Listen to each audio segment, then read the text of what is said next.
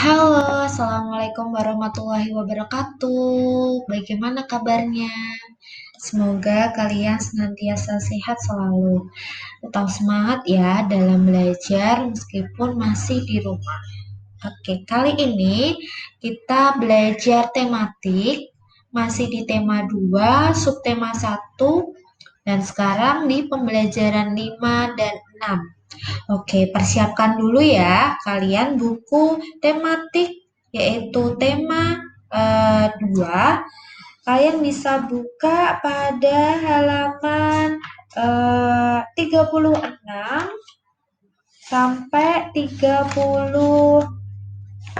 sampai 44 ya. Kalian bisa buka halaman 36 sampai halaman 46.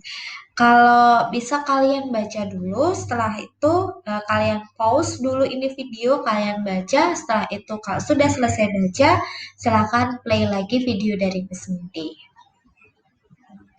Oke, sudah selesai ya bacanya. Kemarin kita sudah berlatih waktu Jimit, kita Google Meet, kita sudah menyanyikan dan kalian mendengarkan lagu yang berjudul Menanam Jagung. Oke, menanam jagung.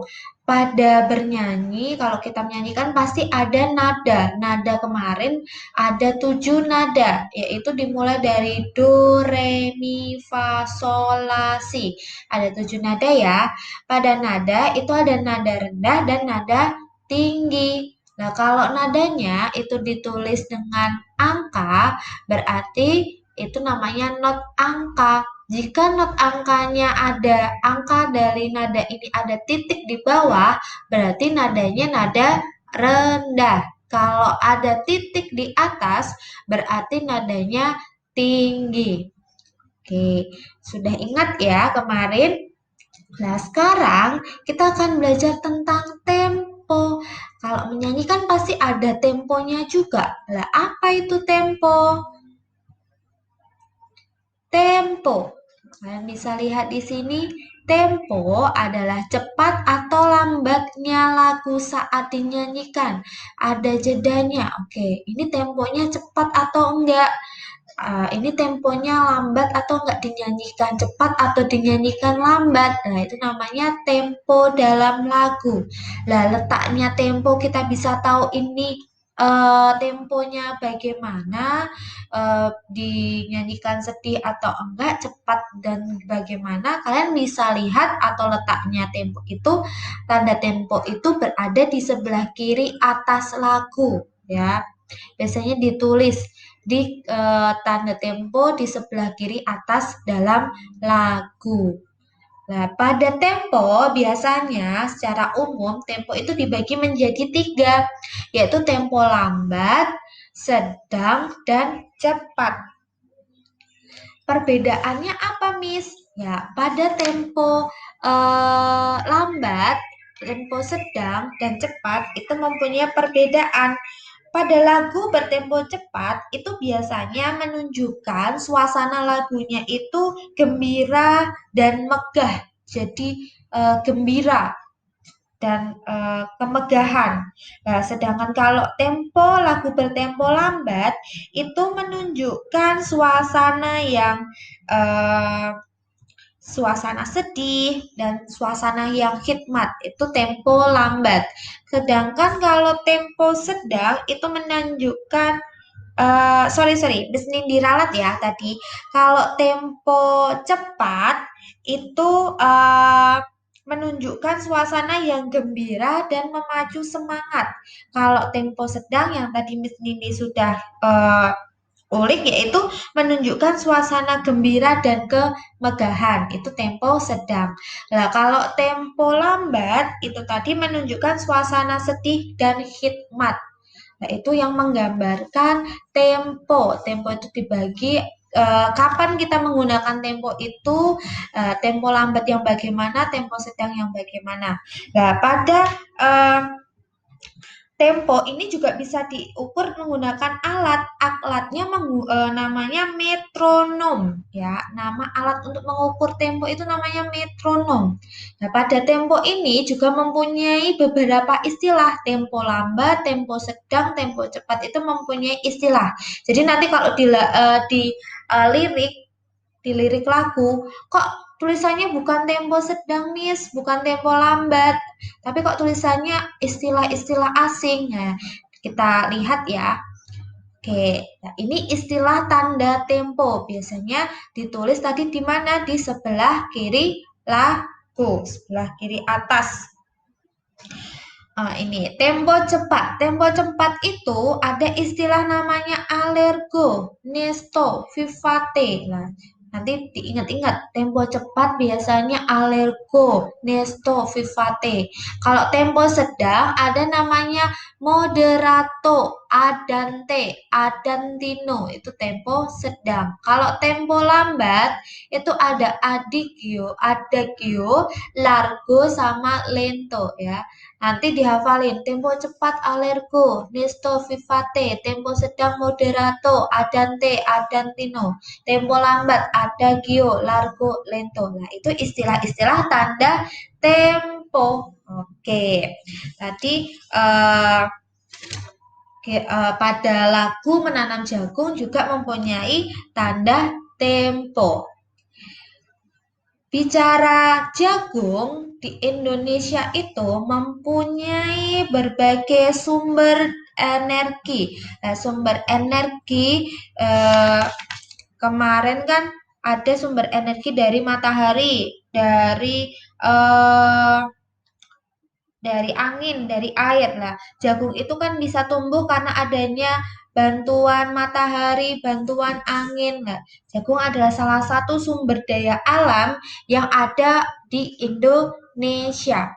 Nah, Indonesia ini memiliki banyak sekali namanya sumber daya alam yang tersebar di seluruh pelosok tanah air.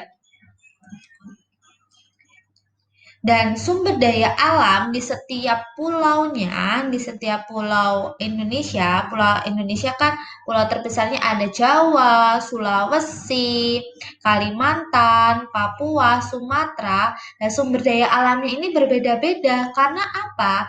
Karena setiap pulau memiliki kondisi alam yang berbeda. Ada yang banyak pegunungannya, ada yang banyak pantainya, lautnya, ada yang dataran tinggi, dataran rendah. Jadi sumber daya alamnya itu tidak sama tapi berbeda. Seperti halnya yang bisa kalian lihat di layar di skrip, Sumatera itu terkenal dengan kelapa sawit, kopi, lada, dan batu bara. Namun masih banyak lagi ini sumber daya alamnya, tapi beberapa seperti yang ada di screen ini. Kalau Jawa, kalau di dataran tinggi biasanya banyak teh, banyak kina. Terus di persawahannya, seperti di Karawang. Di Karawang itu terkenal dengan lumbung padi, ya. Jadi lumbung padi. Terus di Banyuwangi itu juga terkenal dengan potensi lautnya, penghasil ikan laut terbesar setelah Bagan Siapi Api ya. Nah, di Pulau Banyuwangi ini kan letaknya di ujung timur Pulau Jawa. Nah, Banyuwangi ini telah berhasil melakukan ekspor hingga ke 18 negara. Dan dalam bidang perikanan, Banyuwangi ini menyerap banyak tenaga kerja, mulai dari nelayan, dari pekerja industri, perikanan, hingga industri rumahan. Nah, ada juga pertanian garam di Madura. Di Madura itu banyak banget namanya ladang-ladang garam. Itu di Jawa. Kalau di Kalimantan, Kalimantan selain Sumatera, Kalimantan juga memiliki kelapa sawit, rotan, karet, dan Kalimantan termasuk dari tambangnya penghasil minyak bumi batu bara. Nah, di Pulau Sulawesi ada menghasilkan pala, jagung, aspal, dan banyak hal dan sumber daya lainnya.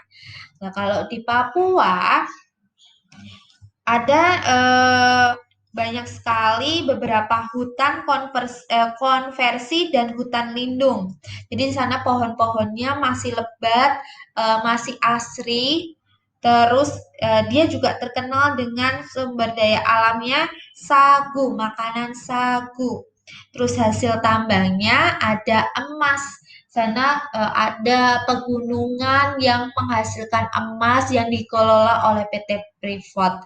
Terus ada namanya logam juga. Nah, itu sumber daya alam yang terdapat di Indonesia. Oke. Nah, walaupun kita banyak sumber daya alam kayak sumber daya alam tambang seperti minyak bumi atau batu bara, contohnya minyak bumi, kita juga harus berhemat. Walaupun kita menggunakannya, kita juga harus berhemat. Ya, menggunakan bahan bakar minyak, yaitu salah satunya minyak bumi. Di kehidupan sehari-hari kan kita menggunakan ya untuk kendaraan, kita berpergian, kalian jalan-jalan, kalian diantar ke sekolah, kalian pergi ke market, ke rumah nenek, ke rumah kakek atau saudara, kendaraan kalian kan butuh namanya minyak bumi, bensin, solar. Nah, tapi minyak bumi itu sumber energi yang tidak dapat diperbarui. Maka dari itu, walaupun kita mempunyai hak dan kewajiban dalam menggunakan minyak bumi, kita juga harus berhemat ya. Harus berhemat, kalau tidak akan terjadinya kelangkaan dan mengakibatkan hak beberapa pengguna kendaraan tidak terpenuhi. Terus haknya apa? Haknya bisa kalian lihat yaitu haknya menggunakan bahan bakar minyak untuk kendaraan nih kayak Mas Nindi kasih tahu tadi. Jadi menggunakan kalian boleh menggunakan kendaraan kalian menggunakan minyak bumi atau bahan bakar itu hak kalian. Nah, kewajibannya apa kalau kalian sudah dapat haknya yaitu ya menghemat dalam menggunakan, nggak berlebihan. Contohnya seperti menggunakan sepeda atau berjalan kaki jika jarak suatu tempat yang kalian ingin kunjungi itu dekat. Jadi bersepeda ontel aja. Semisal kalian mau ke rumah teman kalian, cuma beberapa langkah, dari rumah kalian cuma 2 rumah atau 3 rumah, mending kalian naik sepeda atau jalan kaki lah itu salah satu kewajiban untuk menghemat sumber energi minyak. Oke, jadi harus bijak menggunakan minyak bumi agar persediaannya masih tidak langka gitu. Karena kalau kita minyak bumi langka, proses pembentukan minyak bumi itu kan membutuhkan waktu yang lama dan bisa mencapai jutaan tahun. Ya, perlu diingat ya, kita harus bijak dalam menggunakan, kalau tidak minyak bumi cepat habis. Oke, itu ya penjelasan dari Miss Nindi untuk pembelajaran hari ini. Nanti tugas kalian yaitu kerjakan soal buku tematik tema 2 yang buku siswa, kerjakan soal yang ada di halaman 44, 45 ya. Kerjakan nomor 1 sampai nomor 4. Kerjakan saja, kalian tulis jawabannya di buku paket ini saja. Ya, kerjakan halaman 44 sampai halaman 45, nomor 1 sampai nomor 4 saja. Oke? Thank you for today. See you next day. Sampai jumpa di pembelajaran tematik. Tetap semangat. Cheer up. Wassalamualaikum warahmatullahi wabarakatuh.